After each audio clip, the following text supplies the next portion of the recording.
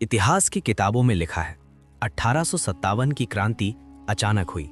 लेकिन क्या आप जानते हैं, एक छोटा सा पत्र इस महाविद्रोह की चिंगारी बना था। साल था 1856। अंग्रेजी ईस्ट इंडिया कंपनी की सेना में हजारों भारतीय सिपाही काम कर रहे थे। इन सिपाहियों के बीच एक गुप्त संदेश घूमने लगा, अपने हथियार तैयार रखो, समय आने वाला है। ये संदेश किसी राजा का नहीं था, ना किसी बड़े नेता का। ये संदेश था सामान्य सिपाहियों की चुप योजना। उसी समय गांव-गांव में अजीब चीजें घूमने लगीं, जैसे रात में कोई आता, एक चपाती या कमल का फूल दे जाता और बिना कुछ बोले चला जाता। किसी को समझ नहीं आता ये क्या संकेत है, पर सिपाही समझ चुके थे, अब डरने का समय खत्म हो रहा है।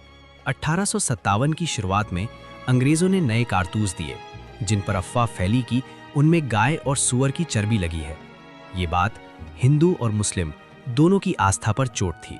अब जो चुपचाप सुलग रहा था वो आग बन गया। 10 मई 1857 मेरठ के सिपाहियों ने आखिरकार हथियार उठा लिए। उन्होंने जेल तोड़ी, अंग्रेज अफसरों पर हमला किया और दिल्ली की ओर बढ़ चले।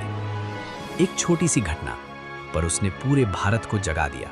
दिल्ली पहुंचे सिपाहियों ने बहादुर शाह जफर को भारत का सम्राट घोषित किया।